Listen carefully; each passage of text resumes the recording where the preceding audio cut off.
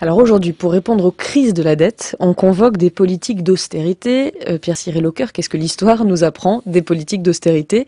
C'est un concept économique ou politique, déjà l'austérité? C'est un concept presque moral plus que politique.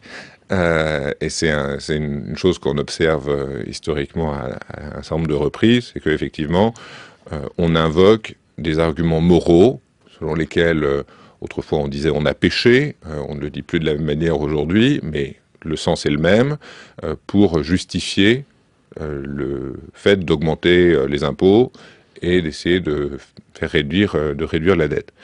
Alors, ce qui est relativement étonnant, c'est que ceci se présente aujourd'hui au nom de dettes qui sont pas si considérables que ça. Et en fait, le vrai argument moral, c'est que cette dette a été créée pour des mauvaises raisons. Historiquement, les dettes publiques, elles étaient toujours créées lors de guerres. Alors la guerre, les gens prétendaient que c'était une sorte de fléau auquel ils ne pouvaient rien. Et par conséquent, c'était normal de s'endetter. Et donc ensuite, on allait rembourser. Mais aujourd'hui, on nous dit le problème de la dette publique, c'est qu'elle a été accumulée pour des mauvaises raisons, c'est-à-dire essentiellement pour notre confort. Parce que on préférait dépenser un peu plus d'argent parce que ça permettait d'être populaire, et on n'osait pas lever les impôts parce qu'on craignait de perdre les élections. Et ça, c'est une mauvaise gestion des finances publiques. Donc c'est de mauvaises raisons d'accumulation de la dette, et on doit d'autant plus être sanctionné pour ça.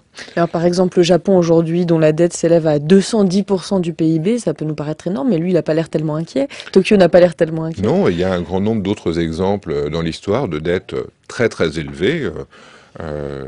L'Angleterre, à la fin des guerres napoléoniennes, avait des dettes dont, selon les historiens, le montant devait être quelque part entre 250 et 300% du PNB.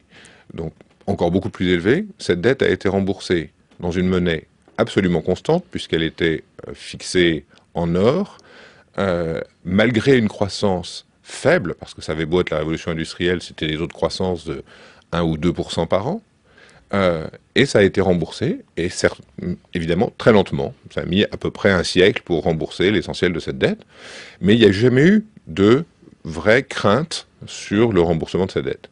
Alors, une des questions, c'est évidemment pourquoi est-ce que aujourd'hui, on craint que des dettes plus faibles ne soient pas remboursées, alors qu'à l'époque, on ne craignait pas que les dettes très élevées ne soient pas remboursées.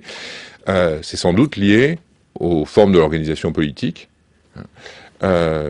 Mais c'est-à-dire c'est-à-dire que parce qu'au Japon, les créanciers sont essentiellement japonais, en fait. Alors, il y a deux choses. Il y a effectivement les détenteurs de la dette. Au Japon, ce sont non seulement des Japonais, mais ce sont essentiellement tous les instruments d'épargne à long terme japonais.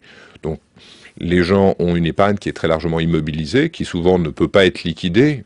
Comme quand vous avez de l'assurance vie, vous ne pouvez pas du jour au lendemain décider que vous allez revendre votre contrat, ou alors vous perdez beaucoup, de sorte qu'il y a une très très faible liquidité de cette dette. Ce qui fait qu'il y a peu de risque d'avoir une attaque spéculative contre la dette publique japonaise.